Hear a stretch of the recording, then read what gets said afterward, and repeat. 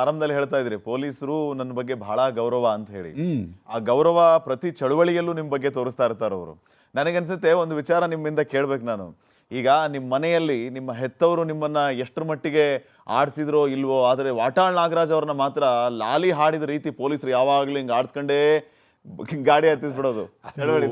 ಅದು ಪಾಪ ಅವರೇ ಕೆಲವು ಕಡೆ ಹೇಳಿದ್ದಾರೆ ಪಾಪ. ನಾವೇ ಅವ್ರಿಗೆ ಈ ರೀತಿ ಭಾಳ ಇದು ಎತ್ತಿ ಆಡಿಸಿದ್ದೀವಿ, ತಗೊಂಡೋಗಿ ವ್ಯಾನ್ಗೆ ಹಾಕ್ತೀವಿ. ಅವರು ಏನೇ ಆದರೂ ನಮ್ಮ ಮೇಲೇನು ಕೇಸ್ ಹಾಕೋದೇನು ಬಿಟ್ಟಿಲ್ಲ ಅವರು. ಈಗ ನನ್ನ ಮೇಲೆ 60 ಕೇಸ್ ಇದೆ.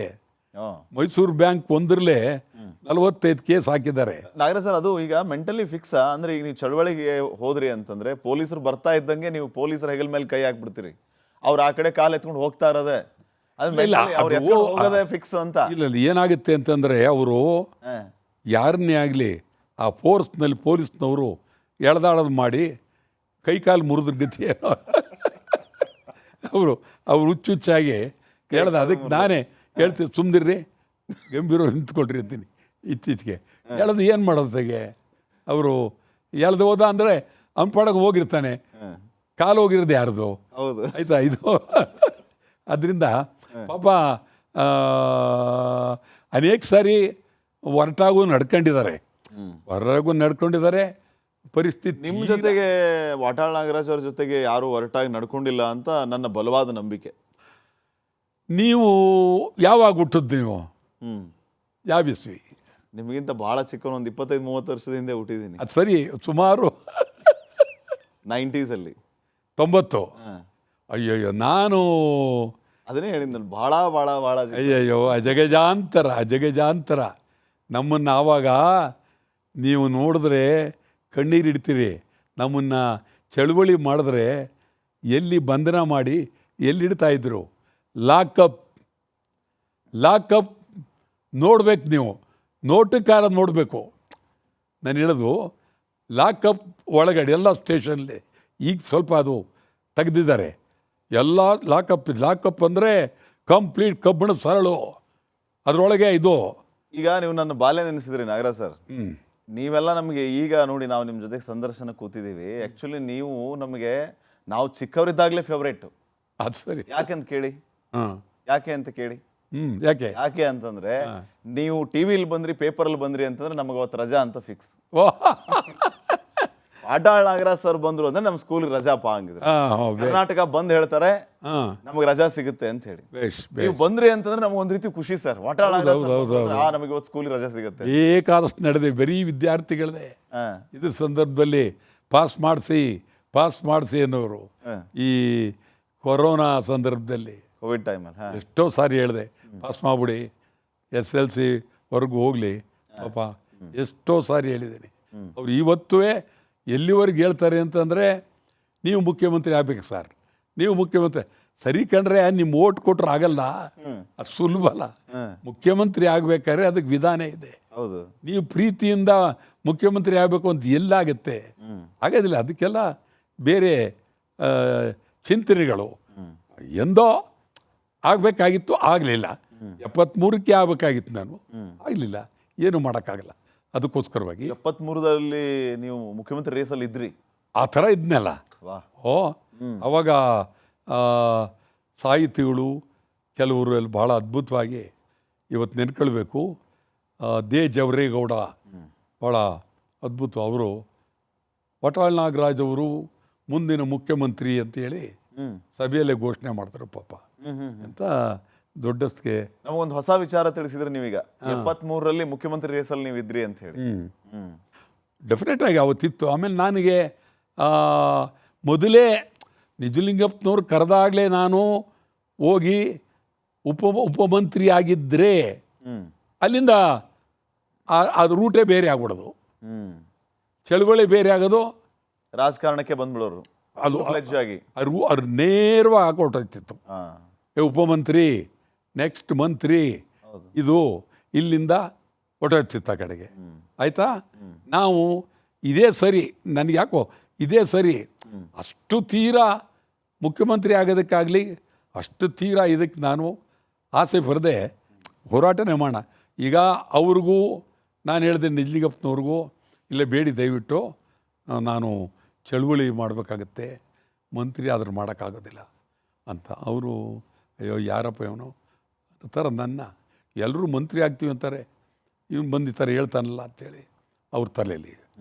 ಆಮೇಲೆ ಎಷ್ಟೋ ಸಂದರ್ಭದಲ್ಲಿ SR ಬೊಮ್ಮಾಯಿ, ಈ ಬೊಮ್ಮಾಯಿ ಅವರಪ್ಪ ಅವರು ನಮ್ಮ ಪಾರ್ಟಿಗೆ ಬಂದುಬಿಟ್ರೆ ವಾಟಾಳ್ ನಾಗರಾಜು ಮಂತ್ರಿ ಅಂದರು. ಪಾರ್ಟಿಗೆ ಬರೋಂಗಿಲ್ಲರಿ, ಇನ್ನೆಲ್ಲಿ ಮಂತ್ರಿ ಮಾಡೋದು ನೀವು ಅಂತೇಳಿ ನನ್ನ ಜೊತೆಲಿ ಇದ್ದರು ಇವರಪ್ಪ SR ಬೊಮ್ಮಾಯಿ. ರಾಯಿಸ್ಟ್ ಅವರು ಆ ಕಾಲದಲ್ಲಿ ಅಲ್ಲಿ ಬಂದದ್ದು. ಅದಾದಮೇಲೆ ಸರಿ ದೇವರಾಜಸ್ನವರಂತೂ ಭಾಳ ನನ್ನ ಮೇಲೆ ಪ್ರೀತಿ ಪಾಪ. ಅವರು ಭಾಳ ಇಡೀ ರಾತ್ರಿ ನನ್ನ ಕರೆದು, ನೋಡಪ್ಪ ಇಡೀ ಕರ್ನಾಟಕದಲ್ಲಿ ನಾವಿಬ್ಬರು ಓಡಾಡೋಣ, ನನ್ನ ಜೊತೇಲಿ ಇರಬೇಕು, ನನ್ನ ಮಾತು ಕೇಳಲೇಬೇಕು, ನೀನು ಕ್ಯಾಬಿನೆಟ್ ಬರಬೇಕು ಅಂತ ಭಾರಿ ಒತ್ತಾಯ ಮಾಡಿದ್ರು ಪಾಪ ದೇವರಾಜರ್ಸು. ನಾನು ಅವ್ರಿಗೆ ಹೇಳಿದೆ, ಭಾಳ ಒತ್ತಾಯಕ್ಕೆ ರಾತ್ರಿ ಒಪ್ಪದೆ ಆಯಿತು ಅಂತ.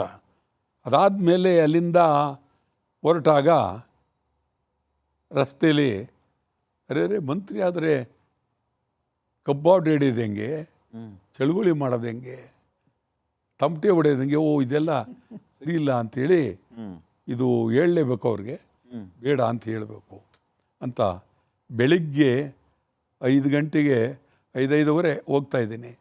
ಪಾಪ ಅವ್ರು ವಾಕಿಂಗ್ ಎದ್ದು ಬಂದರು. ಅರೆ ಏನು ಬಂದಪ್ಪ ಇದು ರಾತ್ರಿ ಮಾತಾಡೋ ಏನು ಬಂದೆ ಅಂತ. ತಾವು ಬೇಜಾರು ಮಾಡ್ಕೊಳ್ಳೋದು ಅಂದರೆ ಹೇಳ್ತೀನಿ ಅಂತ. ಹೇಳು, ನನಗೆ ಮಂತ್ರಿ ಬೇಡ, ತಪ್ಪಾಗುತ್ತೆ, ನಾವು ಚಳುವಳಿ ಎಲ್ಲ ಮಾಡೋದು ಇದೆಲ್ಲ ಇದೆ. ಸುಮ್ಮನೆ ಕೂತ್ಬಿಟ್ರು ಒಂದು ನಿಮಿಷ ಪಾಪ. ಕನ್ನಡ ಚಳುವಳಿಗೋಸ್ಕರ ಮಂತ್ರಿ ಪದವಿನೇ ತ್ಯಾಗ ಮಾಡಿಬಿಟ್ರಿ. ಹೌದು, ಬೇಡ ಅಂತ 100ಕ್ಕೆ 200 ಭಾಗ ಹೇಳಿದೆ ಪಾಪ, ಬೇಡ ಅಂತ. ಈಗಿನ ರಾಜಕಾರಣ ನೋಡಿದ್ರೆ ನಿಮ್ಗೆ ಏನು ಅನ್ಸುತ್ತೆ? ಅದೇ ಮಂತ್ರಿ ಪದವಿಗಾಗಿ ಯಾವ ರೀತಿ ಕಚ್ಚಾಡ್ತಾರೆ, ಯಾವ ರೀತಿ ಹೊಡೆದಾಡ್ತಾರೆ. ಇದು ಇದ್ರ ಬಗ್ಗೆನೇ ಒಂದು ದಿವಸ ಮಾಡ್ಬೇಕು ನಾವು.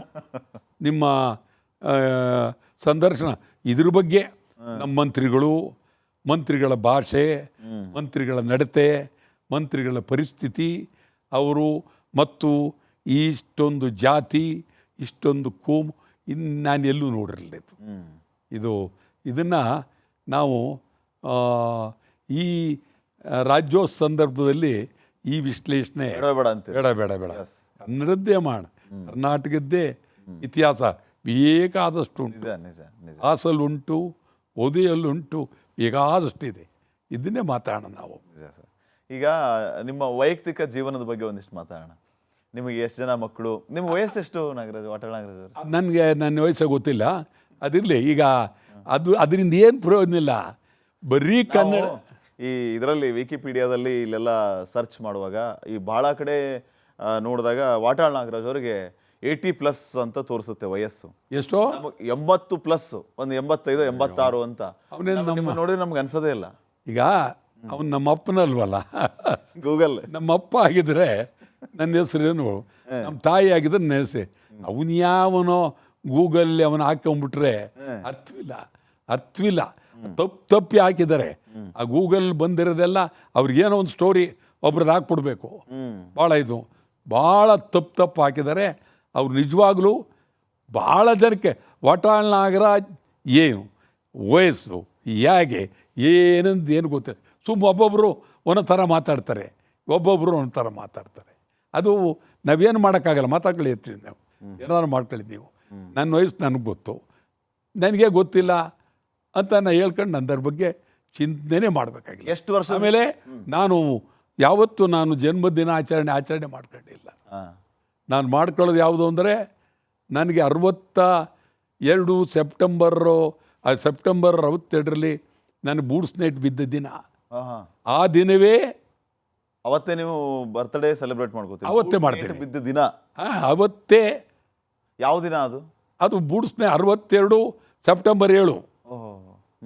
62 ಸೆಪ್ಟೆಂಬರ್ 7 ಅದೇ ದಿನ ಬೂಟ್ಸ್ ನೋಡೋದು ದಿನವೇ ನನಗೆ ಜನ್ಮದಿನ ಅಂತ ಅದನ್ನು ಹೇಳ್ಕೊಳ್ತೀನಿ.